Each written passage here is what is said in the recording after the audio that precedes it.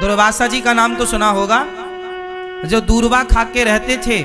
और दुर्वासा जी वो हैं जो किसी को भी श्राप दे देते थे, बड़े गुस्सैल साधु हैं। एक बार उन्होंने एक भक्त से पंगा ले लिया। भागवत जी में कथा है, एक भक्त थे, नाम था अम्बरीश। क्या नाम था? क्या नाम था? अम्बरीश। अम्बरीशो महाभागा सप्तद्वीपवती महिम। एक अम्बरीश नाम के भक्त थे। वो बेचारे इतने बड़े भक्त थे,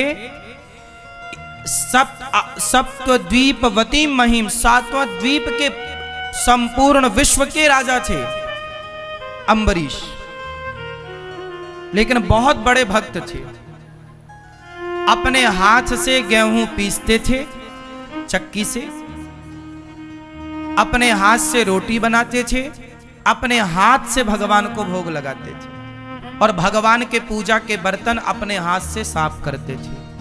भगवान की ड्रेस, भगवान के वस्त्र अपने हाथ से बनाते थे, भगवान की माला अपने हाथ से बनाते थे, भगवान के लिए पुष्प खुद तोड़ कर लाते थे, जमीन में सोते थे। ऐसे श्रेष्ठ भक्त थे अम्बरीश जी।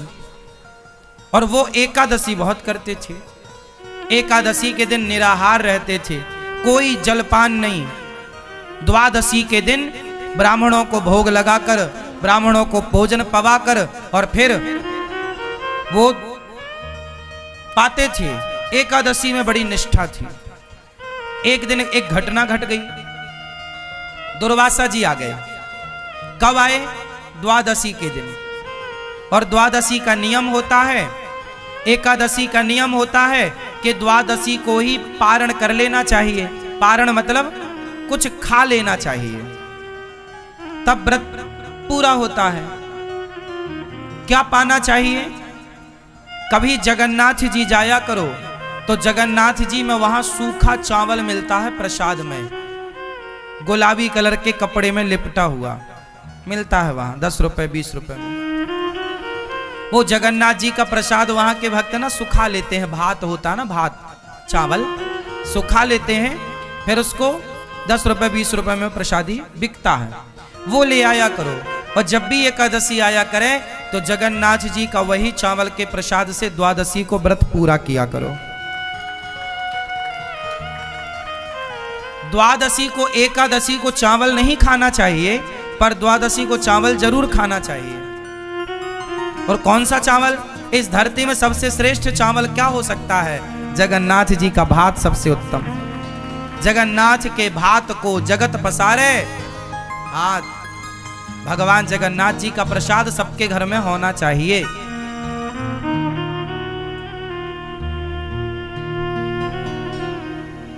हम तो कहते हैं जगन्नाथ जी का प्रसाद अपने घर में ले आओ और 2-2 दाने रोज खाया करो प्रसाद जगन्नाथ जी का। मिलता है ना, आप में से कितने लोग जानते हैं सूखा चावल मिलता जगन्नाथ जी में? हाँ, कभी जाओ तो जगन्नाथ जी से ढेर सारा प्रसाद ले आना। चावल सूखा हुआ बनाते हैं ना चावल, फिर उसे सुखा लेते हैं धूप में, फिर वो बिकता है। तो दुर्वासा जी द्वादशी के दिन आए। उस समय अम्बरीश ब्राह्मणों को भोजन करा रहे थे और त्रयोदशी लगने वाली थी, मतलब तिथि बदलने वाली थी। अब तिथि बदलने के पहले आपको पारण करना पड़ता है। अब दुर्वासा जी आए तो अम्बरीश जी ने कहा महाराज आप भी पाओ। बोले मैं नहा के आता हूं। तो वो नहाने में जरा लेट हो गए दुर्वासा जी। तो अम्बरीश की तिथि निकली जा रही थी, तो अब साधु भूखा पड़ा है घर में, तो कुछ खा तो सकते नहीं, तो उन्होंने भगवान का चरणामृत पीकर अपने व्रत को पारण कर लिया। व्रत का पारण किससे कर लिया? अम्बरीश जी ने चरणामृत पीकर। अब वो चरणामृत पी रहे थे कि सामने से दुर्वासा जी आ गए। अब दुर्वासा जी बड़े गुस्सैल संत, क्यों मुझे खिलाए बिना खा गया? जानता नहीं मैं कौन हूं? मैं तुझे, तू बड़ा भक्त बन रहा है, मैं आज तुझे दंडित करूंगा। तूने एक साधु का अपमान किया है, तू जानता नहीं मैं कौन हूं? तूने मुझे खिलाए बिना खा लिया। और दुर्वासा जी से सारा जग डरता था कि बहुत खतरनाक बाबा है। आज बाबा जी का पंगा पड़ गया अम्बरीश जी से, लेकिन अम्बरीश जी तो हाथ जोड़े खड़े हैं, हे महाराज यदि अपराध बना है तो मुझे दंड दीजिए। और अम्बरीश ऐसे भक्त थे कि जब वो अपने हाथ से गेहूं पीसा करते थे तो बगल में भगवान बैठकर उनको हवा किया करते थे अपने पीतांबर से, ऐसे ऐसे। भगवान स्वयं उनके प्रेम में बिक चुके थे, भगवान स्वयं उनके प्रेम में बिक चुके थे। जब जब अम्बरीश भगवान की सेवा करते तो भगवान स्वयं उनकी सेवा करते।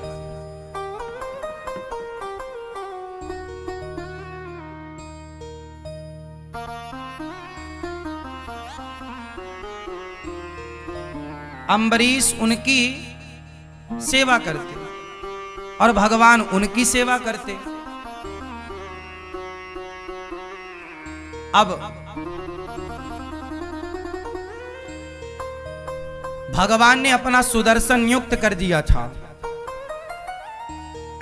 सुदर्शन नियुक्त कर दिया कि तुम पर कोई संकट आएगा तो मेरा सुदर्शन तैयार रहेगा। अब दुर्वासा जी को गुस्सा आई कि तुमने मुझे खिलाए बिना खा लिया, तो एक बाल उखाड़ा अपना दुर्वासा जी ने और पटक दिया। और जब पटका तो उस बाल को पटकने से एक राक्षसी पैदा हो गई, नाम था कृत्या। उस कृत्या ने अम्बरीश को नुकसान पहुंचाने के लिए, खाने के लिए दौड़ी। और जैसे ही दौड़ी तो भगवान का सुदर्शन चक्र नियुक्त था, जाकर कृत्या को भस्म कर दिया। और सुदर्शन साक्षात भगवान है, इसलिए भागवत जी में देखो आगे सबसे क्या रखा है, यह सुदर्शन। इसलिए हम कहते हैं कि अपने घर में द्वार के ऊपर भगवान सुदर्शन को लगाइए। ये देखो सुदर्शन चक्र, ये बीच में तिलक, ये बीच में शंख, ये सुदर्शन, ये भक्तों के परम रक्षक हैं। भक्तों को जो नुकसान पहुंचाता है सुदर्शन चक्र एक्टिव हो जाते हैं। अम्बरीश को नुकसान पहुंचाना चाहा, सुदर्शन भगवान एक्टिव हो गए, कृत्या को भस्म की। और दुर्वासा जी को मारने सुदर्शन भगवान दौड़े, अब छोड़ूंगा नहीं बाबा, बहुत बड़ा बाबा बनता है, मेरे भक्त को नुकसान पहुंचा रहा। अब दुर्वासा जी भागे, हे ब्रह्मा बचाओ, ब्रह्मा बचाओ। ब्रह्मा ने देखा कौन आया, दुर्वासा क्या हुआ? बोले सुदर्शन चक्र लगा है पीछे। ब्रह्मा जी बोले निकलो मेरे घर से, हमारी ठिकाना नहीं है सुदर्शन से, तो निकलो। शंकर जी के पास गए, हे प्रभु बचाओ। शंकर जी बोले बाहर जाओ, अभी कोई गुंजाइश नहीं है, जिनका चक्र है उनके पास जाओ। अब गए भगवान नारायण के, हे प्रभु पाहि माम पाहि माम, हे प्रभु क्षमा क्षमा। भगवान बोले क्या हुआ? महाराज हम तो आपके भक्त हैं, पता नहीं क्या अपराध हुआ, ये सुदर्शन हमें मारे डाल रहा, जलाए जा रहा है, गर्दन काट देगा। भगवान बोले कि आपने किसका अपराध किया है?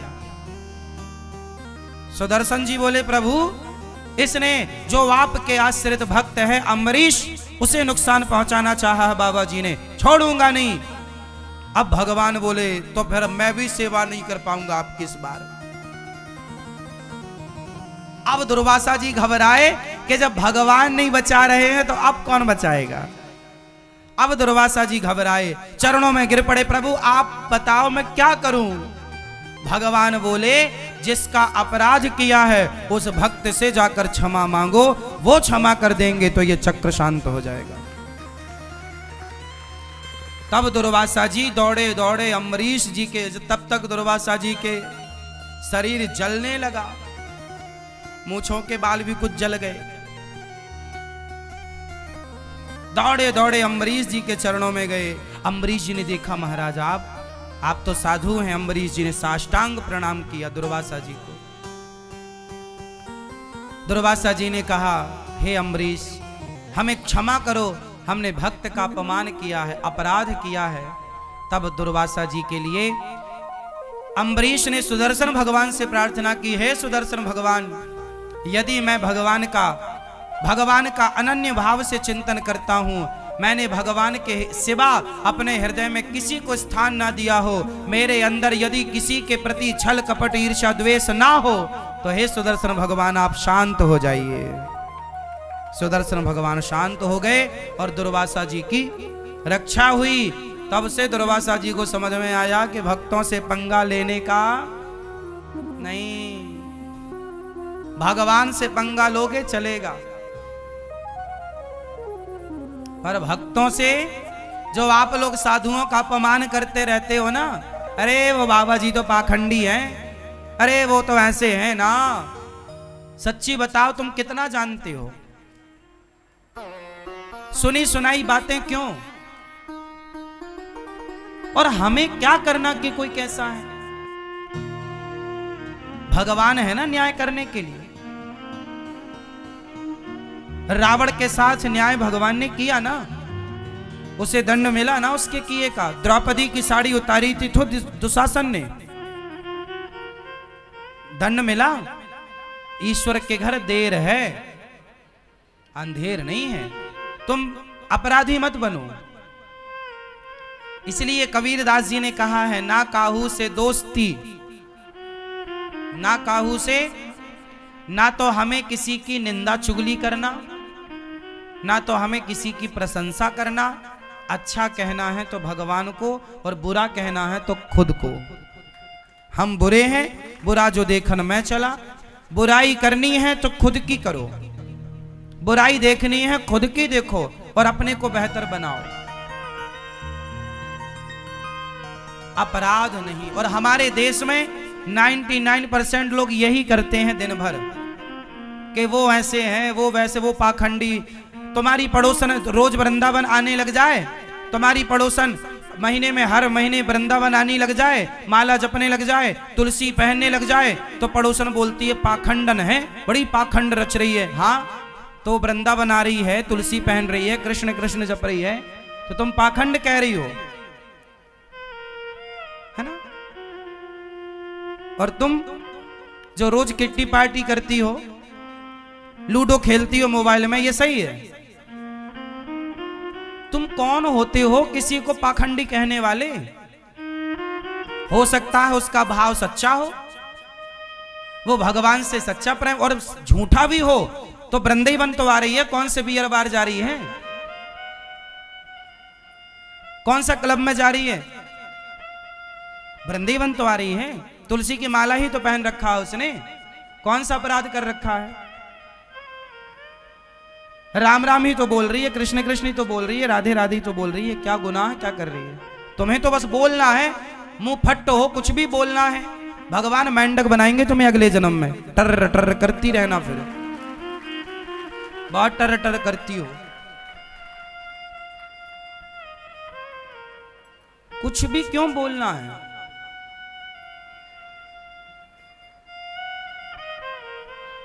तुम शराबी को कभी ये नहीं कहते कि ये पाखंडी है, शराबी को कभी तुम शराबी नहीं कहते, शराबी की तुम बुराई नहीं करते। पर तुम्हारे पड़ोस में 4 लोग शराबी हैं, और तुम्हारे पड़ोस की 4 स्त्रियां हैं, 4 लड़कियां हैं, जो रोज रात को शराब पीने के लिए वहां जाती हैं क्लबों में। तो तुमने उनके लिए नहीं बोला कि ये पाखंड है, ये कहा तुम क्लबों में जाके शराब पी रही हो, रात रात पूरी रात नाचती है लड़की और लड़के, लोग उन्हें कुछ नहीं कहते। पर कोई एक भजन करने लग जाए तो सारा गांव सारा समाज उसे पाखंडी कहने लग जाता, तुम बड़े पाखंडी हो। अब बताओ भाई, जमाना कितना उल्टा हो गया है। जो खुलेआम गलत कर रहा है उस गलत को कोई गलत नहीं कह रहा है, पर कोई सही करे तो सही को लोग गलत कहते हैं। अब ये कलयुग ही नहीं तो क्या है? अंधे हो, धृतराष्ट्र हो, फिर तुम गांधारी हो, पट्टी बंधी है आंखों में, जो तुम सही और गलत को पहचान नहीं पा रहे हो। कोई मांस ना खाए तो मांस खाने वाले लोग उस पर चढ़ाई कर देते, अरे तुम गलत हो, सारे लोग खा रहे हैं मांस, तुम क्यों नहीं खाती हो? यदि परिवार में सारे लोग मांसाहारी हैं और कोई लड़की मांस छोड़ दे, कोई लड़का मांस छोड़ दे, तो घर वाले टूट पड़ते, अरे तुम क्यों नहीं खा रही हो? मतलब भैया हम नहीं खा रहे हैं, गलत है ये, किसी की हत्या करना। तो वो लोग क्या कहते, नहीं तुम गलत हो, जो खा रहे हैं वो अपने आप को सही साबित करते, नहीं जी तुम गलत हो। क्यों? वो क्यों सही कह रहे हैं? क्योंकि उनके खिलाफ कोई चला गया सही राह पर। वो क्या चाहते हैं कि हम गलत हैं तो तुम भी रहो। चोर चोर मौसेरे भाई, तुम सही क्यों चली गई? दिक्कत लोगों को गलत आदमी से नहीं है, गलत स्त्रियों से दिक्कत नहीं है, भले लोगों से समाज को दिक्कत है। यह बात सही है या गलत है?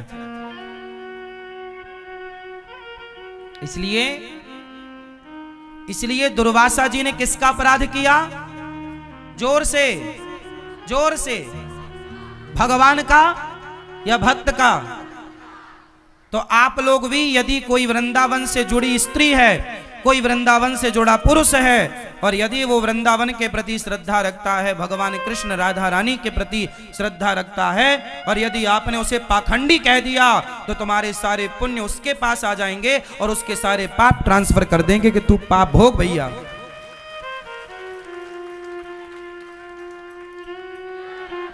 मैं सवाल पूछता हूं आप सबसे मतलब उन लोगों से, आप सबका मतलब है उन लोगों से जो ये शब्द का प्रयोग करते हैं कि तुम पाखंडी हो।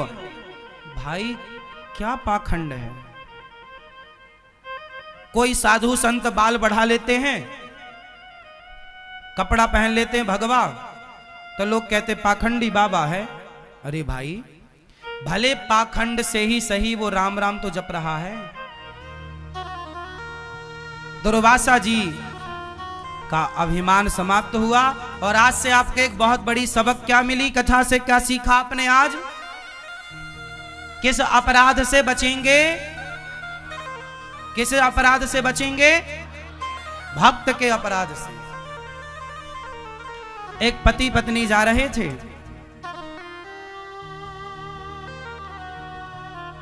तो एक साधु पीछे से आया, बारिश का समय था, सड़क के गड्ढों में पानी भरा था, तो समझ में आता नहीं है कि यहां गड्ढा है कि यहां समतल है, लेवल है। तो एक साधु बढ़िया कीर्तन, संत तो मस्त कीर्तन, श्री कृष्ण गोविंद हरे मुरारी, मस्त चला जा रहा था। अच्छा, वो पति पत्नी इस तरफ से जा रहे थे और वो साधु अपने लाइन से इस तरफ जा रहा था सड़क में। तो साधु बढ़िया नाचता हुआ जा रहा था। तो साधु जब उचका और उचक करके जब गिरा तो उसके पांव गड्ढे में चले गए, और जब गड्ढे में गए तो पानी भरा था, कीचड़ था, और जब पानी में गए तो पानी की कुछ छींटे बूंदें उचटी, और जाके उसके पति पत्नी जो जा रहे थे, तो उस पति के सफेद कलर की शर्ट पहन रखी थी उसने, तो वो कुछ छींटे जा करके उसकी शर्ट में गिरे। तो वो आदमी बड़ा गुस्से हुआ, अरे बाबा पागल हो गया है, देख के नहीं चलता। लो भैया, वो आदमी आया और बाबा जी के गाल में जोर का एक थप्पड़ मारा, ले कपड़े गंदे कर दिया, अंधा है क्या? जबकि वो साधु तो अपनी मस्ती में था, उसे कुछ पता ही नहीं।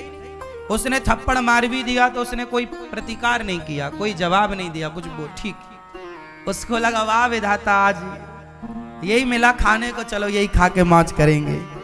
कभी आप बढ़िया मालपुआ खवाते हो, कभी आप चना खवाते हो, कभी गुलाब जामुन खवाते हो, कभी रबड़ी खवा, आज थप्पड़ खवाया, मस्त खुश। संत भगवान का भक्त भगवान की मस्ती में मस्त रहता, जैसे रखे राम जी रहना चाहिए, और सीताराम सीताराम। भगवान तेरे फूलों से भी प्यार, थप्पड़ दे रहे हो हम खुश हैं, रबड़ी दे रहे हो हम शिकायत नहीं करेंगे कि तुमने थप्पड़ पड़वा दिए, कोई बात नहीं, जो इच्छा। और आप लोग जरा भी ना आपके प्रतिकूल मिल जाए तो आप रोने लग जाते हैं, हे भगवान तुमने ऐसा क्यों किया। जो दे रहे हैं भगवान, अच्छा हमारे भगवान की इच्छा है, आज हम भूखे रहेंगे, ये भगवान की इच्छा है तो भूखे। आज खाना दे रहे हैं तो खाओ, आज ये पहना रहे हैं तो ये पहनो, कल वो पहना रहे हैं वो पहनो, महंगा पहना रहे हैं महंगा सस्ता, जो मिल रहा है सब भगवान की इच्छा मानो कि आज ईश्वर की इच्छा। कोई आज आपको गाली दे रहा है, चलो कोई बात नहीं, भगवान की आज यही इच्छा, चलो सुन लेते हैं, क्या घटेगा हमारा। संत जी बेचारे कुछ बोले नहीं, लेकिन भगवान तो भगवान है। भगवान गुस्सा हो गए, किसने मेरे भक्त को एक थप्पड़ मार दिया बताओ। अब वो जैसे ही घर गया, पति पत्नी घर गए, वो आदमी जैसे ही घर गया और अपनी सीढ़ी ऊपर चढ़ने लगा, सीढ़ी चढ़ते समय उसका पांव फिसला और ऊपर से सिर के बल नीचे गिरा, तुरंत उसकी मृत्यु हो गई। अब जब मृत्यु हुई तो अचानक किसी की मृत्यु हो जाए तो व्यक्ति तो दंग रह ही जाता है। सारे गांव के लोग, सारे लोग आ गए, उसकी पत्नी तो खूब रोई। तभी वो साधु फक्कड़ ना घूमता घूमता उसी के घर के सामने से गुजरा, तो उसने देखा कि यहाँ, अच्छा साधु को ये पता नहीं था कि ये उसी का घर है जिसने मुझे थप्पड़ मारा। तो साधु ने देखा कि आज यहाँ बहुत भीड़ है, तो साधु को लगा क्यों भाई भंडारा है क्या, कुछ खाने को मिलेगा। लोगों ने कहा मर गया है कोई, चलो यहां से। बाबा जी तुरंत दूर जाके बैठ गए। उसकी पत्नी रो रही थी, तो इस दृश्य को किसी ने देखा था, तो वो समझ गया कि साधु किसने मारा है, इसलिए ये मर गया। तो उसने उसकी पत्नी से जाकर बोला, सुनो, जिस साधु को तुम्हारी पति ने थप्पड़ मारा था, शायद भगवान रुष्ट हो गए हैं, वही साधु बाहर बैठा है, तुम जाओ साधु के पांव पकड़ लो। वो पत्नी दौड़ी दौड़ी गई, चरणों में गिर पड़ी, महाराज क्षमा करो, मेरे पति से अपराध हो गया, क्षमा कीजिए।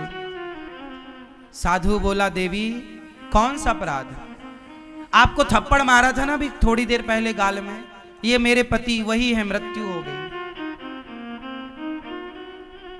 संत ने कहा, मेरा कोई रोल नहीं है, तेरे यार ने मुझे मारा तो मेरे यार ने भी इसे मार दिया,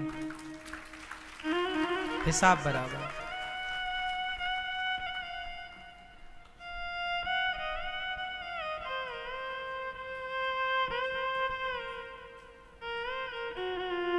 भगवान मैं कुछ नहीं कर सकता, मैं थोड़ी भगवान हूं, मैं तो भगवान का दास हूं,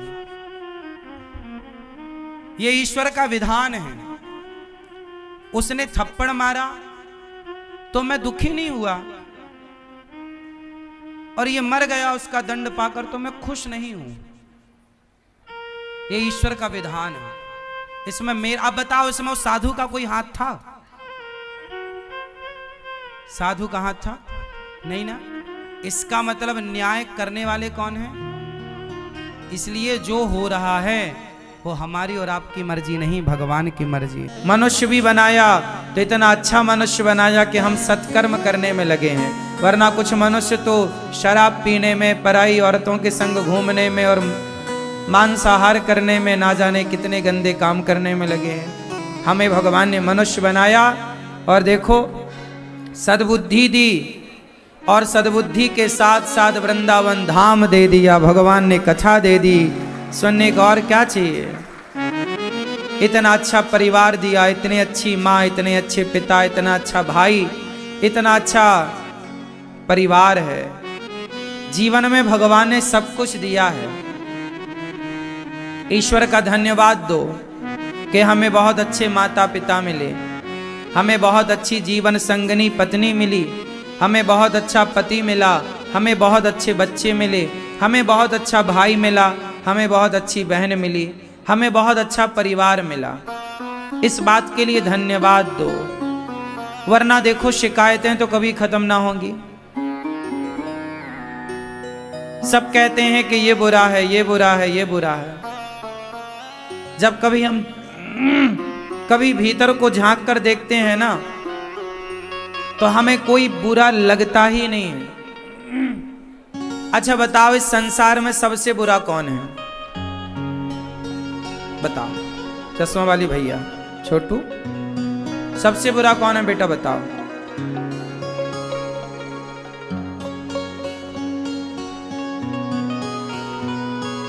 कौन है सबसे बुरा? दादाजी बताएंगे, सफेद बालों वाले। सबसे बुरा कौन? मन।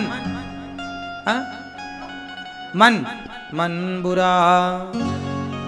आपका मन तो अच्छा है, तब तो वृंदावन में भागवत जी में बैठे हो। तो आपका मन कहाँ बुरा है? आपका मन अच्छा है। ये बताएंगे भैया सबसे बुरा कौन इस धरती पर? पीले भैया कुर्ता वाले, पीले कुर्ता है पड़ोसन। क्या करने वाला? दिल दुखाने वाला, दिल दुखा दिया, ऐसी वाला। दिल दुखाने वाला बुरा। मैया आप बताओ, मैया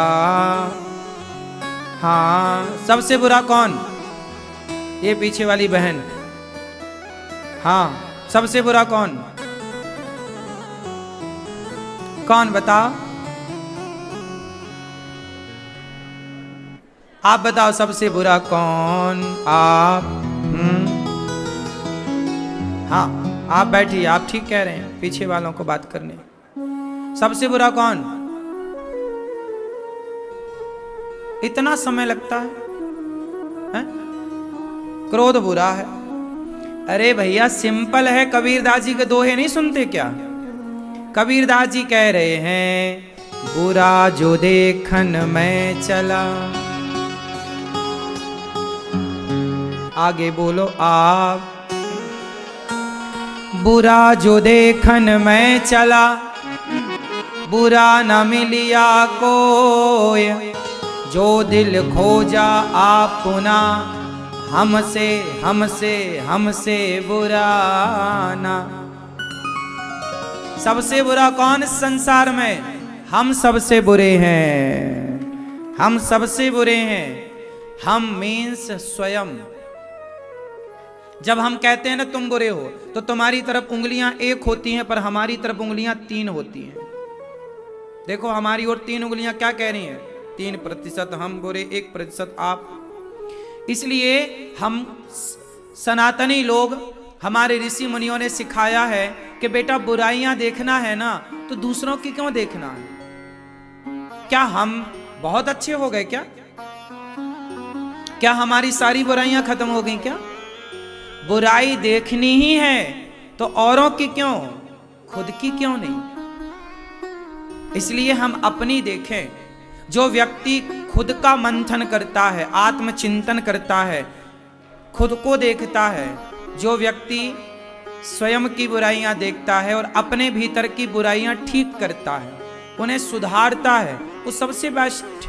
अब कुछ लोग क्या होते हैं, दूसरों को देखते हैं तुम बुरे तुम बुरे तुम बुरे, तो उस चक्कर में वो खुद कितना बुरा है वो पकड़ ही नहीं पाता खुद को कि मैं कहां बुरा हो गया, क्योंकि वो खुद को तो उसने कभी देखा नहीं, दूसरों को ही देखता रहा बाहर बाहर बाहर। हम कई बार दूसरों को कहते कहते ना हम ही बुरे हो जाते हैं। एक इसका उदाहरण देके आपको समझाऊं। देखो हमें लगता है कि हम बहुत अच्छे हैं, तुम ही बुरे हो। रिश्तों की बात करें तो रिश्तों में कई बार बाप को लगता है कि बेटा गलत है, कई बार बेटे को लगता है कि बाप गलत है, कई बार जेठानी को लगता है कि देवरानी गलत है, देवरानी को लगता है जेठानी गलत है, कई बार सास को लगता है बहू गलत है, बहू को लगता है सास गलत है। कई बार लगता है, लेकिन इस सब से बचने के लिए मेरे पास एक उपाय है। गलत कौन है इस पर डिस्कस ना किया जाए। गलत तो सब ही हैं, फिर यदि देखो धरती में तो कोई सही ना मिलेगा आपको। एक आदमी का नाम बताओ जो पूरा सही हो, बताओ फिर हम लिख लें उसका नाम। गलत कौन नहीं है, गलतियां कौन नहीं करता, एक का नाम बताओ। सब गलती करते हैं, कोई बड़ी करता है कोई छोटी करता है, बस हर कितना गलती सब करते हैं। लेकिन मेरा मानना है कि देखो, माना कि ये पत्थर है, गुलाब है, माना कि ये पत्थर है, हमने इस पत्थर से आपकी ओर फेंका आपको मारने के लिए, है ना, ये पत्थर से हमने आपको मारना चाहा, यदि ये पत्थर आपको लग गया तो ये चोट पहुंचाएगा, और यदि ये पत्थर नहीं लगा तो क्या करेगा? बताओ, इस पत्थर का क्या काम है फिर? या तो ये आपको मारेगा तो ये चोट दे देगा, आपको घाव कर देगा, और यही पत्थर जो घाव कर सकता है, यदि वही पत्थर आपकी सीढ़ियों में लगा दिया जाए तो आपको आगे बढ़ने में मदद करेगा कि नहीं? चढ़ने में मदद करेगा कि नहीं? बोलो हाँ। अब ये पत्थर तो देखो, हम मार दें तो ये बुरा है, और सीढ़ी पे लगा दें तो अच्छा है, क्योंकि ये हमारे चढ़ने में मदद कर रहा है। क्यों? बात सही है? पत्थर ज्यों का त्यों है, वही है वो, उसमें कोई परिवर्तन नहीं हुआ। हमने मारा तो गलत हो गया, घाव कर दिया, और सीढ़ी पे लगाया तो ये अच्छा हो गया, चढ़ने में सहयोगी हो गया। तो वही व्यक्ति अच्छा भी है, वही व्यक्ति बुरा है। ये तो अपना अपना नजरिया है कि आप अच्छे नजरिए से देख रहे हैं, कि आप बुरे नजरिए से देख रहे हैं। यदि आप मुझे अच्छे नजरिए से देखते हैं तो मैं अच्छा हूं। यदि आप मेरे कमियां ढूंढने बैठ जाएं यहां पर, तो मेरी 10 कमियां यहीं निकल आएंगी। अभी गौरी गोपाल आश्रम में आप इतनी सारी सेवाएं देखते हैं, लेकिन कमियां देखने यदि आप आएंगे तो यहां कमियां भी बहुत मिलेंगी आपको। गौरी गोपाल में कहीं यहां साफ सफाई नहीं है, तो कहीं कचरा फैला है, तो कोई कुछ कर रहा है, तो कोई कुछ कर रहा है। आप कमियां भी निकाल सकते हैं, लेकिन आप आते काहे के लिए हैं वृंदावन? चलो देख के आए गौरी गोपाल, सब देख के आए। आप आते हैं, भोजन प्रसादी करते हैं, जहां भोजन करते हैं कई बार वहां झाड़ू भी लगाने वाला लापरवाही कर देता, झाड़ू नहीं लगी, थोड़ा गंदगी भी रहती है। यदि आप कमियां देखेंगे तो कमियां तो हर जगह आपको निकल आएंगी। मेरे में लाख कमियां आप निकाल सकते हैं, लेकिन एक पक्ष तो यह है कि आप मेरी कमियां निकाल लो, एक पक्ष तो यह है कि आप मेरी बुराइयां ढूंढ लो, लेकिन एक पक्ष यह है कि आप मेरी कुछ अच्छाइयां भी निकाल सकते हैं, आप यहां की कुछ अच्छाइयां देख भी सकते हैं। अब ये तो आप पर निर्भर करता है कि आप देखना क्या चाहते हैं। जैसे पत्रकार अच्छी चीजें नहीं देखना चाहता, वो केवल माइनस पॉइंट देखना चाहता है, आपकी कमियां देखना चाहता है। वो पत्रकारिता का सिखा ही जाता है पाठ, उनकी भी गलती नहीं है, उनको पाठ ही ये पढ़ाया गया है कि तुम्हें वीक पॉइंट देखना है। 100 में से 99 अच्छाई है किसी में, वो 99 अच्छाई नहीं देखना, आपको केवल एक बुराई पर बात करनी है। इसलिए डिबेट चलती रहती है बुराइयों पर, कि वो ऐसा बुरा है, वो ऐसा कर दिया, ऐसा। मैं 1 लाख अच्छी बातें करता हूं, कोई उस पर बात नहीं करता। एक जरा धोखे से कुछ निकल जाए मुंह से तो लोग उसको पकड़ के बैठ जाते, देखो ऐसा बोल दिया अनिरुद्धाचार्य ने, क्यों बोला आपने? जो 99 अच्छा बोला था उसे तो किसी ने नहीं पकड़ा, एक बोला उसे पकड़ के बैठ गए। दुनिया अच्छाई देखना ही नहीं चाहती, दुनिया बुराई देखने बैठी है। इसलिए तो नजरिए पर डिपेंड करता है कि आप देखना क्या चाहते हैं, वरना अच्छाई बुराई तो सबके भीतर है। मेरे अंदर 1 लाख बुराइयां हैं तो कुछ अच्छाइयां होंगी। अब ये तो आपका प्यार है कि आप लोग मेरी अच्छाइयां देखते हैं, वरना बुराइयां देखने आए तो सब दिख जाए। इसलिए बुराइयां सबके भीतर, मेरे भीतर लाखों बुराइयां हैं। आप में से कितनों के भीतर बुराइयां हैं, जरा बता दो मुझे। हैं? क्या आपने कभी खुद को देखा? देखो, कई बार हम उम्मीद करते हैं कि सामने वाला अच्छा हो, हमसे अच्छा व्यवहार करे, लेकिन हम क्या उसके साथ अच्छा व्यवहार कर रहे हैं? हम चाहते तो अच्छा है, पर हम अच्छा करते नहीं। जब हम आपके साथ अच्छा नहीं करेंगे तो आप हमारे साथ अच्छा क्यों करोगे? ये नेचर है। यहां हम कुएं की तरफ आवाज, कुएं की तरफ मुंह करिए, बोलिए राम, तो आवाज क्या आएगी? अच्छा। और आप बोलो, कुछ भी उल्टा बोल दो, मरा, तो अंदर से आवाज आएगी मरा। तो आप जो बोलेंगे वही तो वापस आएगा। मैं आपका, आप गौरी गोपाल आए, मैंने आपका बड़ा सम्मान किया, मैंने आपका बड़ा आदर किया। अब मैं कभी आपके घर आऊंगा तो आप भी मेरा आदर सम्मान करेंगे, क्योंकि मैंने आपके साथ किया है वो आप करेंगे, लौटाएंगे। लेकिन मैंने आपके साथ बुरा किया, मैंने आपको डांटा, मैंने आपको यदि गलत शब्द का प्रयोग किया, मैंने आपको कुछ गलत कहा, तो फिर देखो आप मेरे प्रति ना कभी प्रेम भाव ना रखेंगे वो कड़वाहट बन जाएगी। तो मैं आपको, आप कैसे भी, आप तो कोरे कागज हैं, आप सब कैसे हैं, कोरे कागज हैं। अब कोरे कागज में मैं राम लिख दूं या गाली लिख दूं? यदि मैंने राम लिख दिया तो मेरी ओर पलट के राम आएगा, मैंने गाली लिख दी तो पलट के मेरी तरफ गाली आएगी। मैं जो कहते ना पुराने लोग, पेड़ बोए बबूल का, आगे बोलो आप, पेड़ बोए बबूल का तो आम कहां से? हाँ, जब पेड़ बबूल का हम बोएंगे तो आम की उम्मीदें क्यों करें? इसलिए हाथ जोड़ विनती करूं मेरी माँ सबसे कि कभी भी बुराई देखना है तो औरों की ना, खुद की देखी जाए, खुद को सुधारा जाए, खुद को बेहतर बनाया जाए। औरों को देखने से हम खुश ना होंगे। हम आपको क्यों देखें कि आप कहाँ हैं, हम अपने को देखें ना कि हम कहाँ हैं।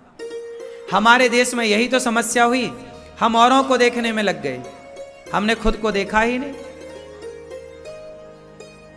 हम उसे देखते हैं कि वो कहाँ, उसके पास गाड़ी है, उसके पास बंगला है, उसके पास घर है, हम उसको देखते रहे, हमने खुद को नहीं देखा, हमने खुद को बेहतर नहीं किया। इसलिए बुरा जो देखन में चला, बुरा न मिलिया कोई, जो दिल खोजा पुनः हमसे बुरा न कोई।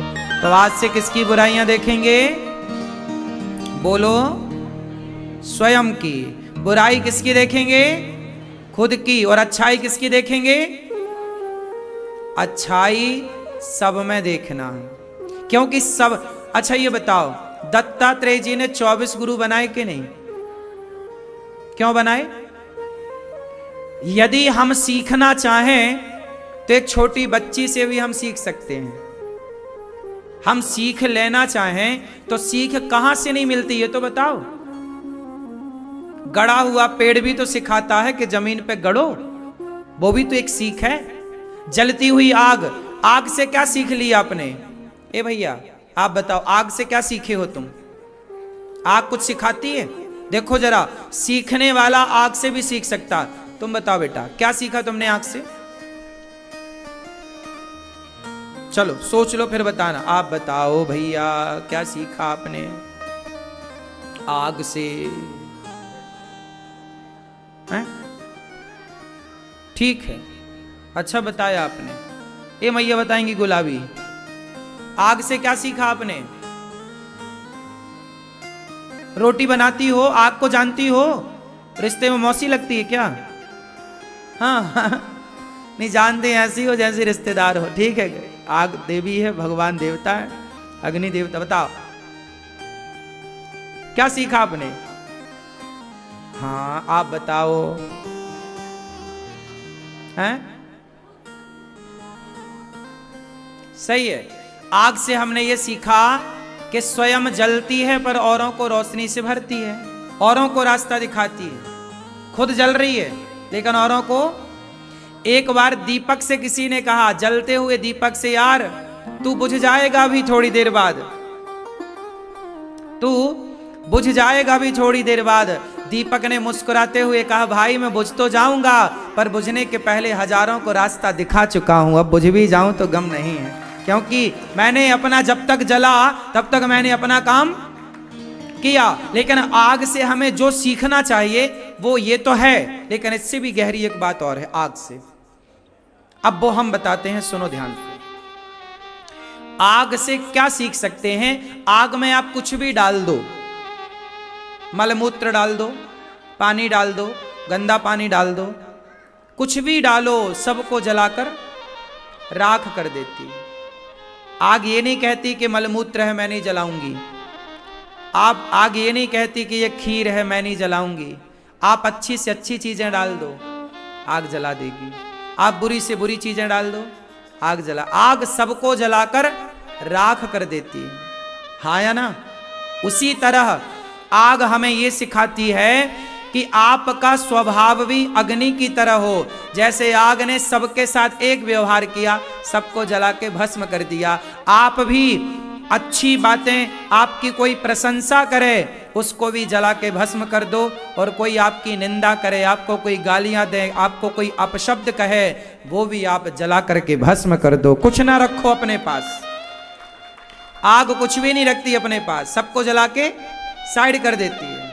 उसी तरह आपका सम्मान भी आप साइड कर दो, आपका अपमान भी आप साइड कर दो। यदि आप सम्मान लेके रखोगे तो सम्मान क्या दिलाता है? सम्मान से अभिमान आता है और अपमान से क्रोध आता है। यदि आपका सम्मान हो जाए ना भैया, तो आपको अभिमान आएगा, और अभिमान भी नुकसानदायक है, क्योंकि रावण के अभिमान ने रावण को डुबा दिया, रावण को। अच्छा, सम्मान मिले तो अभिमान आए, और अपमान मिले तो गुस्सा आए। अपमान क्या दिलाता है? क्रोध। अपमान क्या दिलाता है? बोलो मेरी मां। तो क्रोध आएगा तो क्या होगा?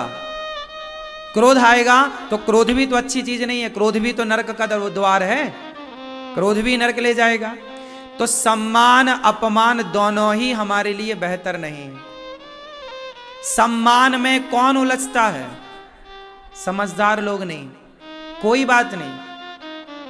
सम्मान अपमान से आप ऊपर उठिए। देखो, ये पूरी दुनिया सम्मान अपमान के बंधन में फंसी है, लेकिन जो साधु है, जो संत है, वो श्रेष्ठ क्यों है? क्योंकि वो सम्मान अपमान से ऊपर उठ गया। अब उसे सम्मान करो कोई फर्क नहीं पड़ता, अपमान करो कोई फर्क नहीं पड़ता। क्या आपकी ऐसी स्थिति है कि सम्मान आपको प्रभावित ना करे, अपमान आपको प्रभावित ना करे? जिस दिन ऐसी स्थिति में पहुंच जाओगे ना, जीवन जीने का मजा आएगा तब, जब सम्मान अपमान से आदमी उठ जाता है। लेकिन इसी जंजाल में फंसा है, मेरा अपमान, मेरा सम्मान, मेरा अपमान, मेरा सम्मान।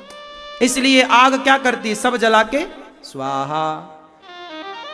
ना काहू से दोस्ती, ना काहू से बैर, कबीरा खड़ा बाजार में सबकी चाहे खैर। हम सबका भला चाहते हैं, सर्वे भवन्तु सुखिनः, हम सबका भला चाहते हैं, लेकिन ना तो हम आपसे दोस्ती करते हैं, ना तो हम आपसे दुश्मनी करते हैं। दोस्ती और दुश्मनी दोनों से बचो। मिल जाए तो सबके साथ अच्छे से पेश आओ। देखो ना, गौरी गोपाल में हजारों लोग रोज आते हैं। हम सबको कथा सुनाते हैं, सबकी एक सी सेवा करते हैं, और हम दोस्ती भगवान से करें ना, क्योंकि हमारा एक बेहतर दोस्त भगवान है। आप लोग तो जीते जी के साथी बनोगे, जब तक हम जिंदा हैं, अनिरुद्धाचार्य जिंदा है, आप हमारा साथ दोगे। लेकिन हम मर जाएंगे तो आप लोग साथ थोड़ी दोगे। आप लोग शमशान तक जाओगे, रोते गाते आ जाओगे फूक के। हमारा साथी भगवान है, जो हमारे शमशान के आगे की यात्रा में हमारा साथ देगा। क्यों ना हम उसको अपना दोस्त बनाएं, क्यों ना हम उसके ध्यान में लगें, उसके चिंतन में लगें, जो हमारे बाद का भी साथ देने वाला है। हम उस ईश्वर को भूल जाते हैं, हम उस परमात्मा को भुलाकर संसार के पीछे भागते रहते हैं। संसार का साथ चाहिए, साथ चाहिए। संसार का साथ तो मिलेगा ही, लेकिन संसार का साथ मिल भी जाए तो करेगा क्या? क्या कर लेगा संसार का साथ? क्या तुम्हें जन्म मृत्यु से बचा लेगा संसार का प्राणी? इसलिए संसार में रहो, पर ना काहू से दोस्ती, ना काहू से फ्रैंकली जीवन जियो। सबसे राम राम करो, सबसे मिलो, सबसे हाल चाल पूछो, सबके साथ बैठो, सबके साथ आनंद से रहो, लेकिन किसी से अटैच मत रहो। अटैच रहिए भगवान से, जुड़िए ईश्वर से। व्यवहार संसार से खूब बढ़िया करिए। आग की तरह स्वभाव बनाइए, सबको जला देती है। आप भी सम्मान अपमान छोड़िए और अपमान सम्मान से ऊपर उठिए। सम्मान अपमान में तो दुनिया उलझी ही है, तो तुम भी उसी में उलझ गए, तो सब में और तुम में अंतर क्या रहेगा? थोड़ा ऊपर उठो ना, एक स्टेप ऊपर आओ, आगे बढ़ो। बात समझ में आ रही है कि नहीं? सम्मान अपमान से ऊपर उठो, कोई प्रभाव न डाले सम्मान अपमान। अब देखो ये दास अनिरुद्ध है, हमें कोई 4 गालियां देता है, हमें बिल्कुल दिक्कत नहीं होती। हमें बहुत लोग अच्छा कहते हैं तो अच्छा कहने वालों से हम अभिमान नहीं करते कि नहीं जी हम बहुत अच्छे हैं। कोई हमें बुरा कहे ना, आपकी बुराई आप हमें गाली दो, ये प्रैक्टिकल बोल रहा हूं, आप प्रैक्टिकल कर सकते हैं। आप मुझे गाली दीजिए, आप मेरी स्तुति करिए, आप सम्मान करिए, ना आपके द्वारा किया गया सम्मान से मैं अभिमान लेके आता, ना आपके द्वारा किए गए अपमान से मैं क्रोधित होता। आप अपमान कीजिए, मुझे आपके अपमान से आपके सम्मान से कोई लेना देना नहीं। मेरा उद्देश्य अपमान पाना नहीं, मेरा उद्देश्य सम्मान पाना नहीं, मेरा उद्देश्य ईश्वर को पाना है। ईश्वर की प्राप्ति में मैं चलता हूं, सम्मान अपमान दोनों मिलेंगे। यदि मैं उलझा अपमान में और सम्मान में तो अपने लक्ष्य से भटक जाऊंगा ना। आपने चाल सुनी होगी कछुआ की और खरगोश की, बताओ कौन पहुंचता है टाइम पे? कौन? कछुआ। जबकि भागता कौन है? तेज। खरगोश बहुत तेज चलता है, लेकिन खरगोश यहां मुंह मारेगा, यहां मुंह मारेगा, यहां मुंह मारेगा, यहां मुंह मारेगा, यहां वहां, यहां वहां, यहां मारते मारते वो पहुंचेगा ही नहीं। जबकि कछुआ धीरे धीरे अपनी चाल पे चलेगा, लेकिन वो अपने लक्ष्य में। बस यही है कि आप भले धीरे चलो, कछुए की चाल चलो, पर चलो। और आप लोग क्या करते हैं? जरा सम्मान मिला, अजी जानते हो, देखो हमारी फोटो प्रधानमंत्री के साथ, ये देखो हमारी तो पहचान है। आजकल आदमी सेल्फी लेता है दूर से मुख्यमंत्री के साथ, प्रधान, और सबको दिखा, देखो जी हमारी पहचान, सबको देखो, लो देखो हमारी पहचान। वो चाहता कि तुम हमसे डरो, देखो हम बड़े मंत्री तक पहुंचे हुए, ऐसा व्यक्ति डराना चाहता। फोटो खिंचा के ले आएगा, सबको बताएगा देखो हमारी प्रधानमंत्री से पहचान है, हमारी मुख्यमंत्री से पहचान है, हमारी फलाने से पहचान है। क्या कर लेगी तेरी पहचान?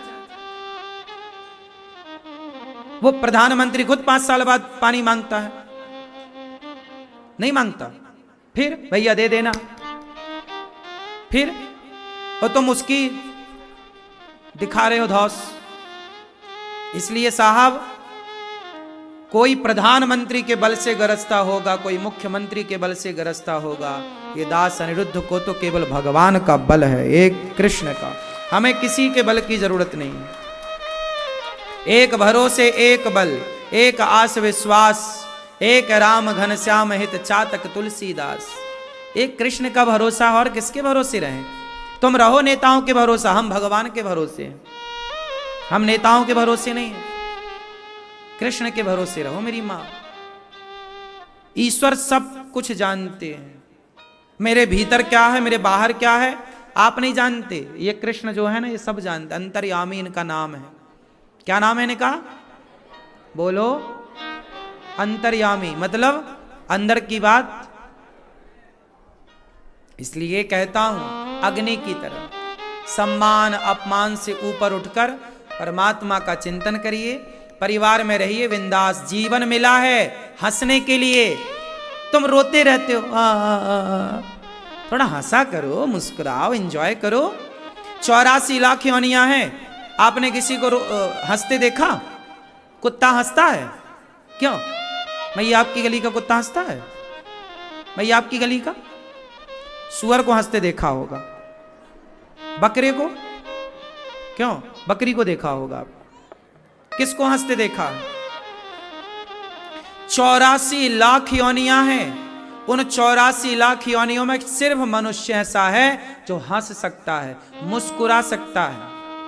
लेकिन मनुष्य होकर भी इतना लोड काम का, इतनी टेंशन, यार ये जीवन इतना भी परेशान करने वाला नहीं है जितना आप लोग परेशान हैं।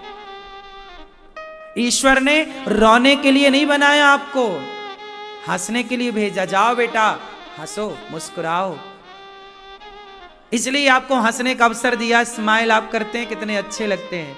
आप मेकअप कितना भी कर लो मेरी माँ, आप मेकअप करके इतनी सुंदर नहीं लगती जितनी आप मुस्कुराती हुई अच्छी लगती हैं, जितना आप हंसती हुई अच्छी लगती हैं। आपकी स्माइल, आपकी मुस्कान आपकी नेचुरल ब्यूटी है, आपकी सुंदरता बढ़ती है आपकी मुस्कान से, लेकिन आपको ना मुस्कुराने का भी टाइम नहीं। पता नहीं कब हंसे थे आखिरी बार, कब ठहाके लगाए थे कि हंसते हंसते आंखों में आंसू आ जाएं, कब हंसे थे किसी को नहीं पता। क्यों भाई तुम जी काहे रहे हो? क्यों जी रहे हो? काहे के लिए जी रहे हो? खुश ही नहीं हो तो जी काहे रहे हो? खुश रहो। भगवान ने परेशान नहीं किया किसी को, आदमी अपने कर्मों से परेशान हो रहा है और दोष भगवान को देता है। हंस लो, मुस्कुरा लो। ये देखो बच्चे हैं, देखो कितना हंसते हैं, छोटी छोटी बात पे बच्चे खूब ठहाके लगाते हैं, हंसते हैं। पता नहीं तुम कब हंसना सीखोगे। हंसना सिखाया था ईश्वर ने, बच्चे कितना हंसते हैं। बताओ बच्चे ज्यादा हंसते हैं कि बूढ़े? काहे तुम बूढ़े, तुम्हें किसने रोका? पैसा लगता तुम्हारा हंसने में? काहे नहीं हंसते? क्यों मेरी मां काहे नहीं हंसती हो? दिन भर तो मुंह बनाए बैठी रहती हो। हाँ, बहू कुछ कह देगी मुंह बना के बैठी हो। अरे बहू की तरफ देख के हंस भी लिया करो, सास की तरफ देख के मुस्कुराया भी करो, थोड़ा होंठों पे मुस्कान रखा करो। पैसे बैग में इतना लोड लेके चलती हो, इतना बड़ा झोला लेके टांग के चली मैडम, थोड़ा इतना झोला में सामान लेके चलती हो, थोड़ा होंठों पे मुस्कान लेके भी चला करो। हैं? ये नहीं हंसने देते? लो ताला लगा देते हैं मुंह में, ले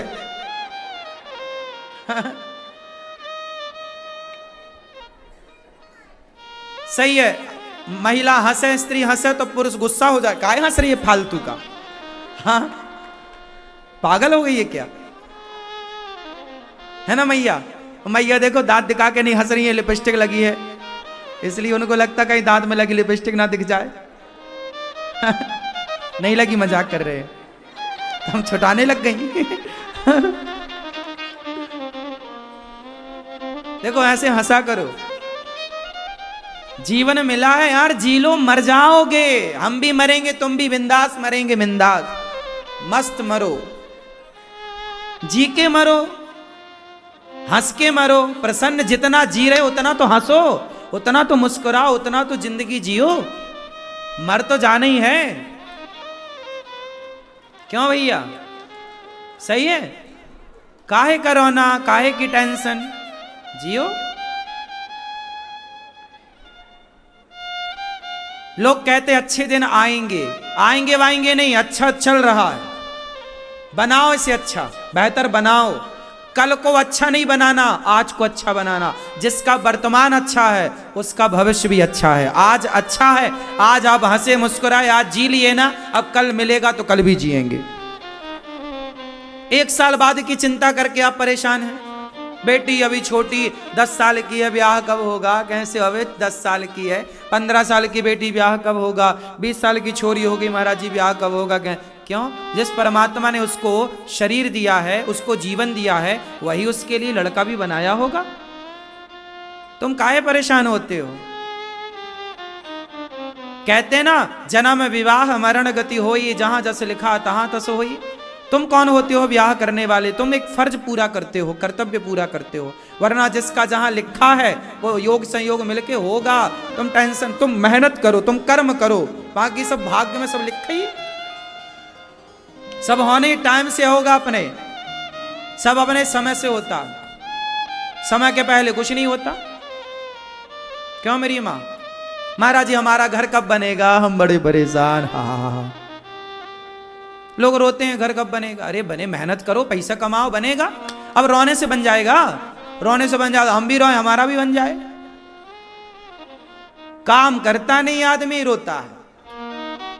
4 घंटे 8 घंटे रात में सोता है, 5 घंटे दिन में सोता है, बचे समय पर रोता है, महाराज जी हम काम कैसे करें, हमारा काम नहीं चल रहा है। इतना सोएगा तो काम कैसे चलेगा? क्यों मेरी माँ? सही है कि गलत है? क्या सही है? आदमी रोता बहुत है, जब देखो जो देखो रो रहा रो रहा रो रहा। ए मैया हंस लो मेरी माँ। अरे बे फालतू ही में हंसो और क्या है ना। दिखाओ दांत मंजन किया है कि नहीं आज आप लोगों ने? हाँ?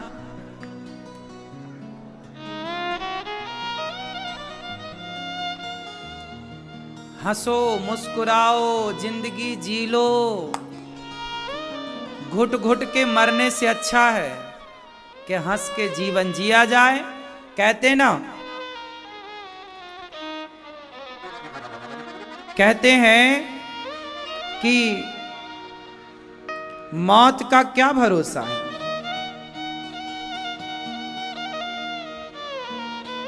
जीवन मिला है, जी लो। मौत आएगी तो मर भी लेंगे, मौत से पहले मरना क्या। मौत आएगी तो मर भी लेंगे, मौत से पहले मरना क्या। आएगी मौत तो मरेंगे। कल किसने देखा है, कल किसने देखा है। आज हम खोएं क्यों, आज को हम क्यों खोएं। कल किसने देखा है, आज हम खोएं क्यों। और जिन घड़ियों में हंस सकते हैं उन घड़ियों में रोएं क्यों। जो समय हमारा हंस के गुजर सकता है उन समय में हम रो के क्यों गुजारें। गाए जा, गाए जा मस्ती के तराने, गाए जा मस्ती के तराने। ठंडी आहें भरना क्या, और मौत आएगी तो मर भी लेंगे, मौत से पहले मरना क्या। मुकद्दर का लिखा, मुकद्दर का लिखा मिटता नहीं आंसू बहाने से। कितने भी बहाओ, मुकद्दर का लिखा मिटता नहीं आंसू बहाने से। जो होनी है वो होके रहेगी किसी बहाने से। इसलिए ना होनी को आप रोक सकते, ना कल को आप बदल सकते। तो जो बचा समय है उसे हंसते मुस्कुराते गुजारा जाए। और लोगों की तो, लोगों की तो आपसे प्रार्थना है। आपसे कौन कौन मुस्कुराएगा, सदा खुश रहेगा।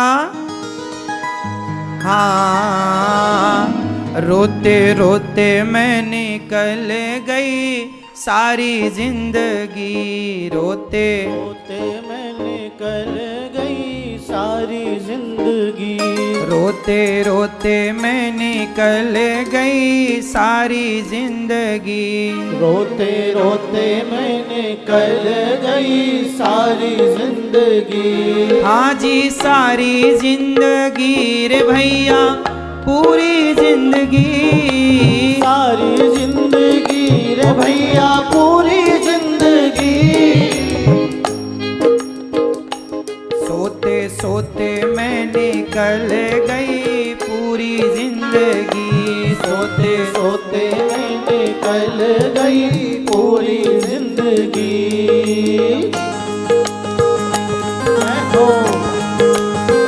हरि ओम।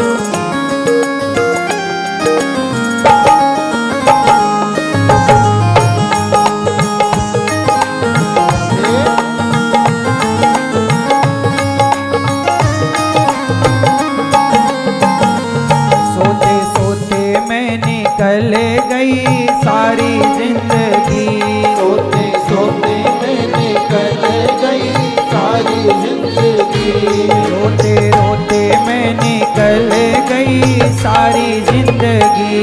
रोते रोते मैं निकल गई सारी जिंदगी। हाँ सारी जिंदगी रे भैया, पूरी जिंदगी। सारी जिंदगी वो भैया, पूरी जिंदगी। सारी जिंदगी रे भैया, पूरी जिंदगी। सारी जिंदगी रे भैया, पूरी जिंदगी। बोझा ढोने में निकल गई पूरी जिंदगी। बोझा ढोने में निकल गई पूरी जिंदगी।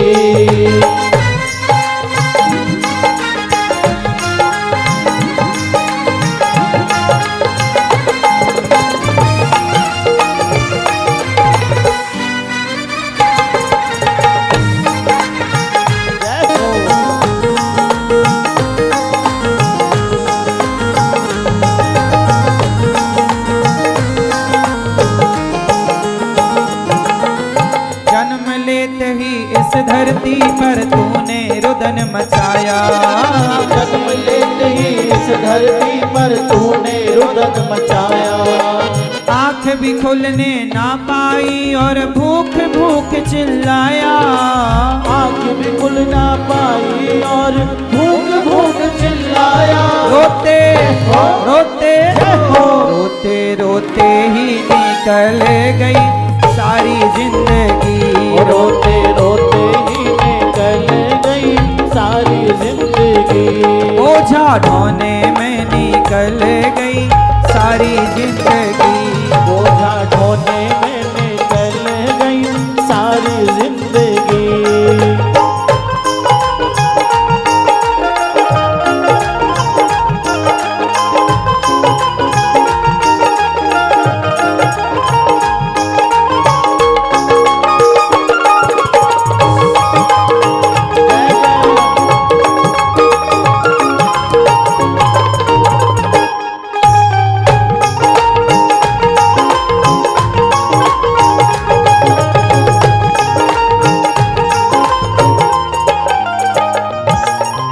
खेल कूद में बचपन बीता यौवन बाबराया। खेल कूद में बचपन बीता यौवन आबोराया। खेल कूद में बचपन बीता यौवन पाबराया। खेल कूद में बचपन बीता यौवन पाबोराया। धर्म कर्म का मर्म न जाना, धर्म कर्म का मर्म न जाना। विषय भोग लपटाया। धर्म कर्म का मर्म न जाना विषय भोग लपटाया। भोगों भोगों भोगों भोगों में निकल गई सारी जिंदगी। भोगों भोगों में निकल गई सारी जिंदगी। बोझा ढोने में निकल गई सारी जिंदगी। बोझा ढोने में निकल गई सारी जिंदगी।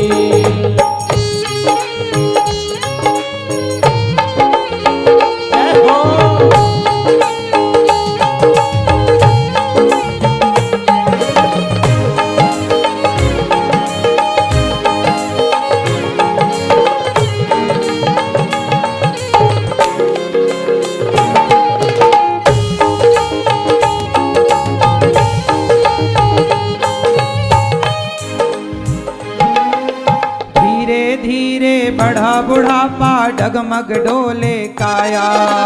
धीरे धीरे बढ़ा बुढ़ापा डगमग डोले काया। आजी धीरे धीरे धीरे धीरे धीरे धीरे धीरे धीरे धीरे धीरे धीरे धीरे बढ़ा बुढ़ापा डगमग डोले काया। धीरे धीरे बढ़ा बुढ़ापा डगमग डोले काया। सबके सब रोगों ने देखो, सबके सब रोगों ने देखो तेरा खूब जमाया। सबके सब रोगों ने देखो डेरा खूब जमाया। रोगों रोगों में निकल गई सारी जिंदगी। रोगों रोगों में निकल गई सारी जिंदगी। रोगों रोगों में निकल गई सारी जिंदगी। रोगों रोगों में निकल गई सारी जिंदगी। आजी सारी जिंदगी रे भैया पूरी जिंदगी। ओ सारी जिंदगी रे भैया पूरी जिंदगी। रोते रोते रोते रोते ही निकल गई सारी जिंदगी। रोते रोते ही निकल गई सारी जिंदगी। सोते सोते ही निकल गई सारी जिंदगी। सोते सोते ही निकल गई सारी जिंदगी। हाँ सारी जिंदगी। ओ भैया सारी जिंदगी। ओ भैया सारी जिंदगी।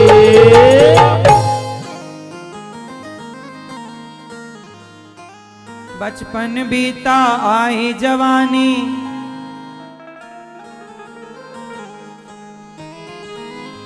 जी भर नींद में सोया।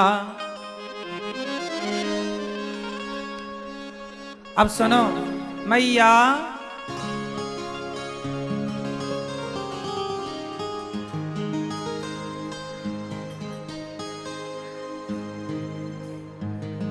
वीडियो बनाने वाली मैया बैठ जाओ मेरी माँ, भजन पूरा हो गया है, बैठो मैया जल्दी।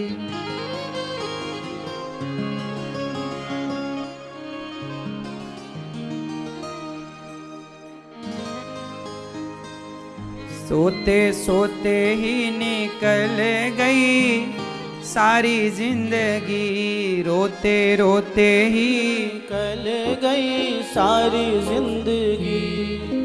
जिसको तू अपना समझा था वह दे बैठा धोखा, जिसको तू अपना।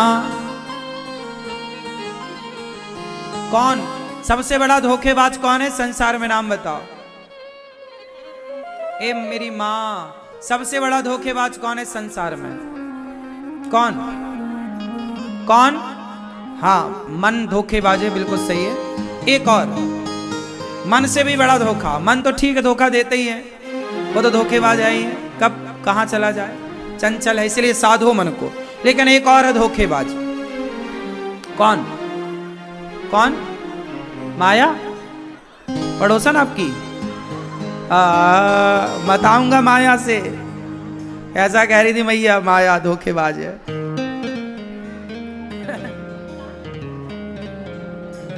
सबसे बड़ा धोखेबाज है शरीर, ये आपका शरीर। देखो ना, धोखा दे दिया, जवानी से बुढ़ापे में ले आया। आप नहीं चाहते कि दर्द होए, फिर भी दर्द है। आप नहीं चाहते बाल सफेद हो जाएं, फिर भी हो गए। तो धोखा दे रहा है। सबसे बड़ा धोखेबाज कौन है? शरीर। लेकिन आपको लगता है अपना है, अपना नहीं है पगले, ये सब किराए का है।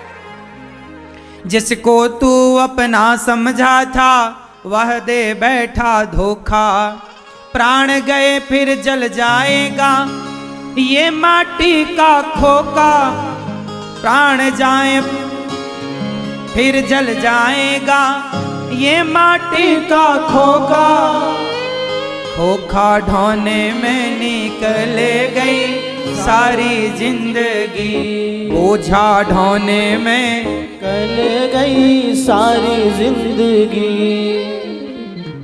क्यों मेरी माँ? जिसको तू अपना समझा था, ये मेरा हाथ है, मेरा पाँव है, ये मेरा शरीर है, कर ले मेरा मेरा, पर एक दिन ये तय हो जाएगा, पड़ा रहेगा। दे दिया ना धोखा। क्यों मैया? आपके शरीर ने, घुटनों ने धोखा दे दिया। सब सही है। लो, मैया के बाल सफेद हो गए, धोखा दे दिया बालों ने, रंग बदल लिया बालों ने। मैया, आप लड़कपन में कैसी थी मेरी माँ? लड़कपन में आपका स्वरूप अलग था, जवानी में आप अलग थी, बुढ़ापे में आप अलग हो। देखो शरीर रोज धोखा दे रहा है, नहीं दे रहा? बोलो मेरी माँ, दे रहा है कि नहीं? इसलिए शरीर मिला है, इस शरीर से भगवान को पा लिया जाए, फिर तो ये छूट ही जाएगा। देखो नाव मिली है तो नाव से पार पहुंचो, नाव छूटेगी ना। नाव सदा के लिए नहीं मिली, केवल पार जाने तक मिली है। सदा के लिए तो नाव नहीं है ना, कि नहीं नाव में बैठेंगे, वहीं खाएंगे पिएंगे, वहीं रहेंगे। कब तक बैठोगे नाव में?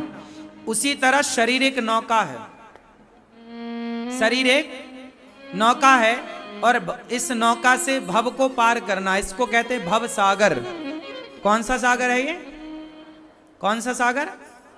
भव सागर। ये भव संसार एक सागर है, इस सागर को पार करना है। क्यों मेरी मां? सागर को पार करना है, तो इस सागर को पार करना है इस नौका से। तो इस शरीर से पार हो जाओ, भगवान का चिंतन करके भगवान मिल जाए तो शरीर छोड़ दो, आगे की यात्रा करो। अब कुछ लोग तो ऐसे, बुढ़ापा आने पर भी मन अभी नहीं लगा भगवान में, अभी भी मेरा बेटा, मेरा पोता, मेरी पोती, मेरा ये, अब मन हटाओ सबसे, परमात्मा में मन लगाओ। बोलिए भक्त वत्सल भगवान की। वैसे आप लोग कथा सुन रहे हैं, मन भगवान में लगा है, बहुत अच्छी बात है। हमारी मैया श्रीमती मीना मैया और भैया श्री दिलीप भैया पटना से हैं, मीना जैन जी, दिलीप जैन जी। आप लोग बड़े प्रेम से देखो कथा सुनते हैं और कथा का प्रभाव इतना बढ़िया है कि इनके जीवन में इतना बड़ा परिवर्तन आया कथा से। ये कथा का प्रभाव परिवर्तन है मेरी माँ। भगवान आपको सुखी रखें। 40वीं वैवाहिक वर्षगांठ में इन्होंने कथा का आयोजन रखा और आज भगवान ने इन्हें अपनी गोद में बिठाकर कथा वृंदावन धाम में सुनवा रहे हैं। बिहारी जी भगवान की कृपा पर बनी रहे।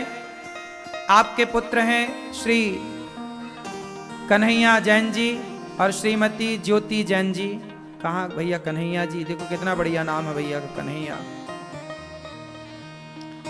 कन्हैया जी और ज्योति जी, कन्हैया की ज्योति, ठीक है, अच्छा है, आप सुखी रहें। अच्छी लग रही कथा आपको। साथ ही श्रीमती मेघा जैन जी, सौरभ जैन, मेघा बरसेंगे।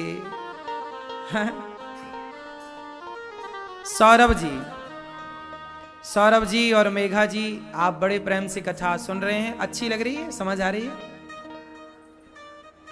साथ ही श्रीमती कीर्ति जैन जी और रचित जैन जी, रचित भैया और कीर्ति। कीर्ति किसका नाम था जानते हैं? हाँ, किसका नाम था? हाँ, राधा रानी की मां का नाम कीर्ति है। तो कीर्ति जी के लिए और भैया कीर्ति जी के लिए, मेघा जी के लिए और ज्योति जी के लिए तालियां बजाइए। ये बहुत प्रेम से रहती हैं और ऐसा परिवार जो प्रेम से रहने वाला परिवार हो, ऐसा परिवार भगवान सबको दे कि जो परिवार प्रेम से रहे, तालमेल बना रहे, ऐसे ही परिवार की समाज को आज आवश्यकता है। देखो मेरा कहना है, मेरा मानना, मैं कथाओं में ये बात पहले से कहता आ रहा हूं, फिर दोहरा दूं कि चूल्हे अलग होने चाहिए, क्योंकि आज की जरूरत है। चूल्हा बट जाए, जमीन जायदाद बट जाए, सब अलग अलग हो, चूल्हा अलग हो, कमाई अलग हो, फैक्ट्री बिजनेस व्यापार अलग हो, सब अलग हो, पर हम सब का मन एक ही रहना चाहिए। मन अलग अलग नहीं होना चाहिए, मन का बंटवारा नहीं होना चाहिए। चूल्हे का बंटवारा तो आज की जरूरत है, इसलिए वो तो बटना ही है। सब घर में चूल्हा बटता है, बड़े भाई का चूल्हा अलग, छोटे का अलग, सबका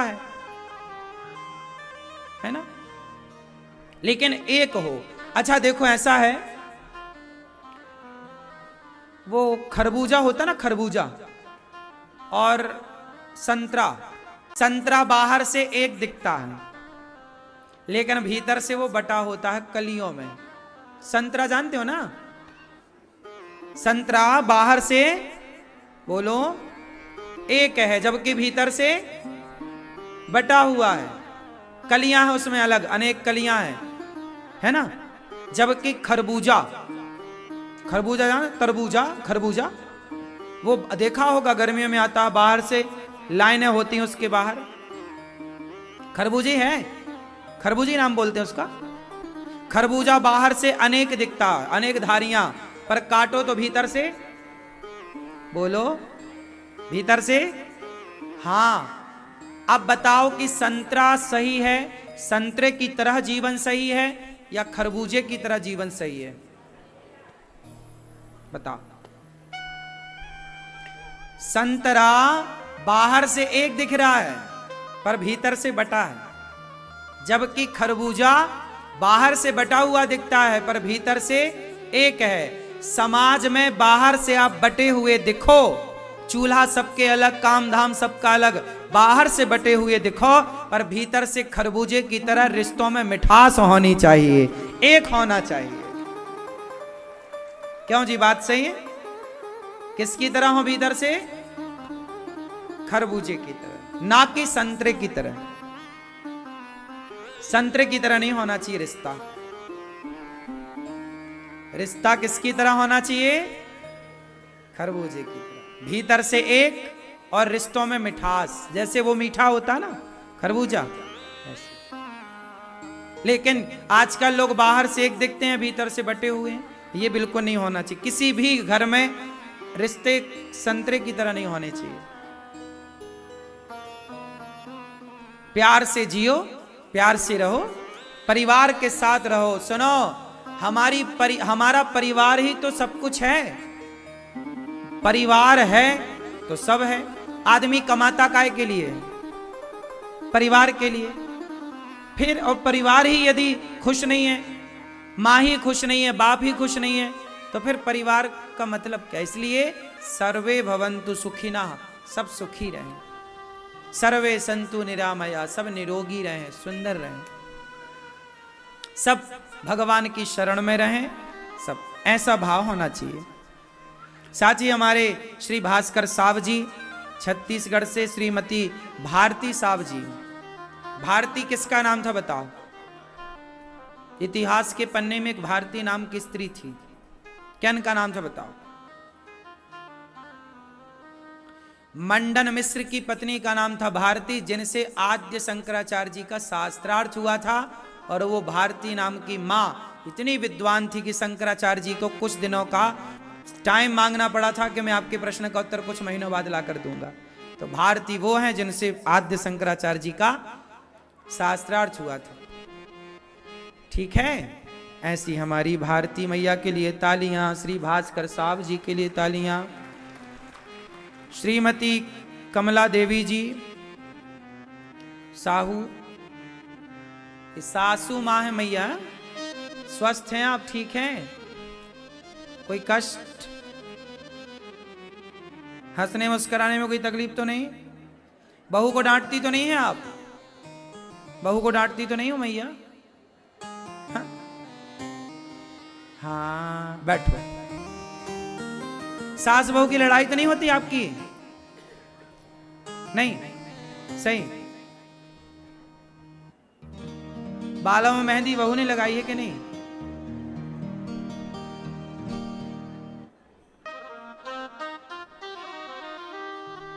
अच्छा है, मैया अच्छी है।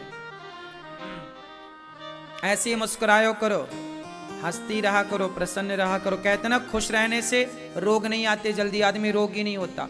ये जितने लोग डिप्रेशन में हैं, काहे हैं? हंसते ही नहीं, बंदरों की तरह मुंह बनाए घूमते रहते हैं। अरे हंसे आदमी तो डिप्रेशन नहीं होगा, टेंशन है ही नहीं। अब नहीं हंसो तो आदमी डिप्रेशन में जाए, क्यों मैया? इसलिए हंसना जरूरी है स्वास्थ्य की दृष्टि से। स्वास्थ्य की दृष्टि से भी हंसना बहुत जरूरी है। विदेशों में कोई हंसता ही नहीं, हाय हेलो ऐसे ही चलता है, फॉर्मेलिटी, औपचारिकताएं। अरुण कुमार साहू जी और श्रीमती रेवती बाला साहू जी। रेवती मैया, रेवती मैया किसका नाम था बताओ?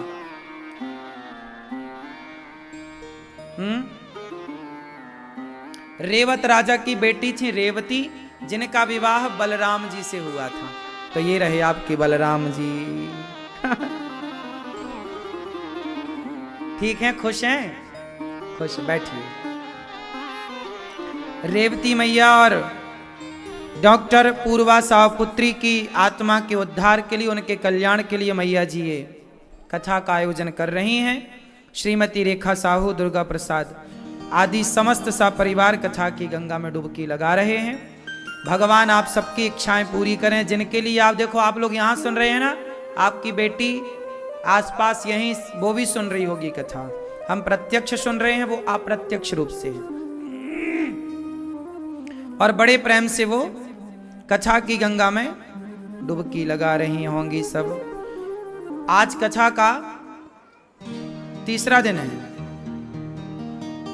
तीसरे दिन की कथा में सुखदेव भगवान ने राजा परीक्षित जी से कहा, परीक्षित जी ने कहा मुझे मरना है 7 दिन में। सुखदेव भगवान ने कहा, वरीयाने सते प्रश्न क्रतो लोकहितं नृप आत्मवित् सम्मतः पुंसां श्रोतव्यादिषु यः परः।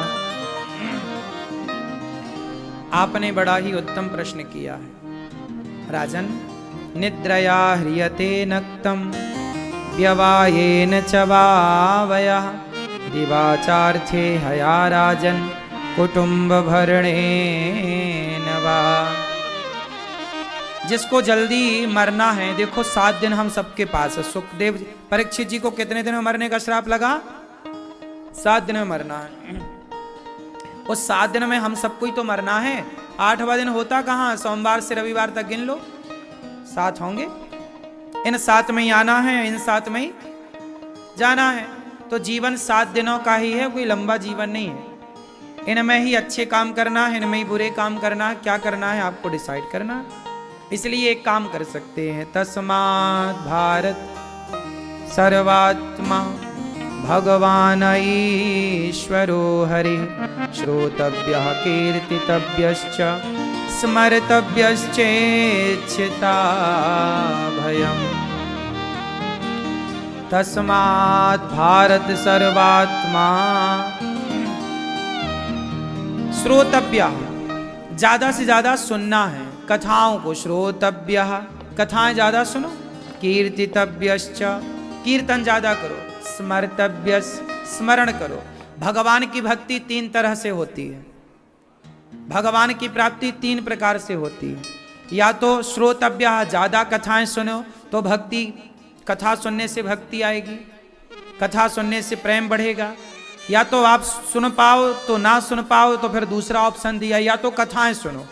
लेकिन कथाएं रोज तो वृंदा बना नहीं सकते, इसलिए YouTube पर आप रोज सुन सकते हैं। YouTube पर जाओ, अनिरुद्धाचार्य टाइप कर लो, चैनल को सब्सक्राइब कर लेना, जिसमें 1,50,00,000 लोग YouTube पर जुड़े हुए हैं।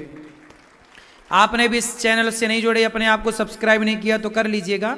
ये परिवार में 1,50,00,000 से अधिक लोग, 50 लाख नहीं 51 लाख, 1,51,94,666 लोग जुड़े हैं।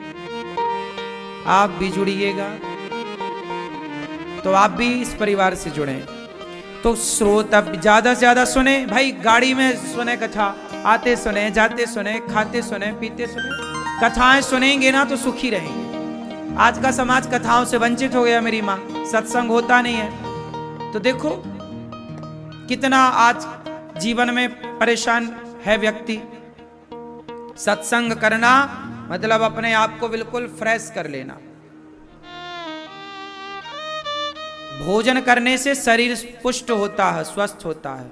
खाने पीने से शरीर को ताकत मिलती है। ऐसे सत्संग सुनने से मन और आत्मा को ताकत मिलती है। मन बलवान बनता है, आत्मा एक्टिव रहती है, अर्थात बुद्धि बढ़िया होती है कथा सुनने से। श्रोतव्य, ज्यादा सुनो। कीर्तितव्य, कीर्तन करो। श्री कृष्ण गोविंद हरे मुरारी। क्या करो कि या कथा सुनो या कीर्तन। ना तो आज का आदमी कथा सुन रहा है, ना तो कीर्तन। और तीसरा है स्मर्तव्यश्च, स्मरण। क्या करो? जोर से क्या करो? स्मरण करो। क्या करो मेरी माँ? मैया क्या करें? स्मरण। कैसे स्मरण करें? मैया क्या खा रही हो? चुपके चुपके खाओ खाओ। लड्डू खा रही हो? बांध के लाई हो? आंवला? आबरा कडाबरा। हाँ। खाओ खाओ।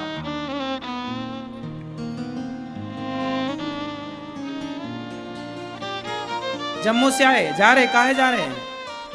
ट्रेन है? ट्रेन तो कल भी रहेगी। अच्छा हाँ, भजन गाएं? कौन सा? डांस करना है? अच्छा, तो डांस करने आए हैं वृंदावन? अच्छा, अभी गा रहे हैं? अभी ट्रेन है क्या? 5 बजे ट्रेन। 5 बजे के पहले सुनाते हैं भजन। नाचने वाला, भैया नाचने वाला गाना। हाँ।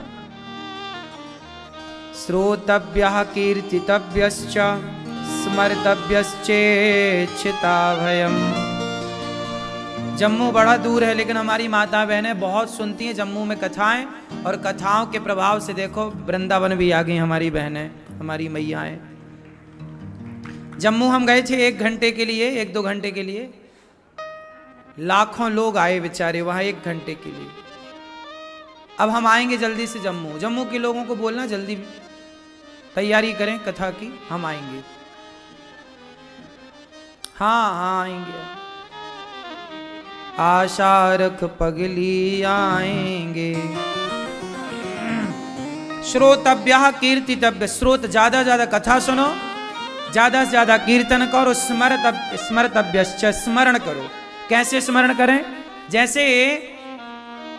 जैसे अपने पति का स्मरण करते हैं। अच्छा ये बताओ, शादी के बाद आप लोगों को जब ससुराल के बाद मायके गई तो किसकी याद ज्यादा आई? किसकी? क्यों? आप बताओ,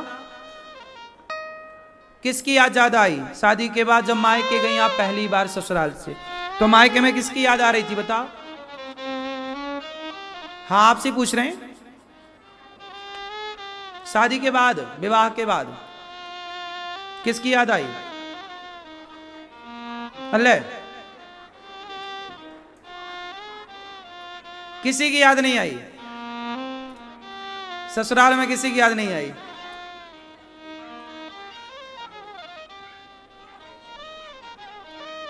क्यों? आपको किसकी याद आई थी?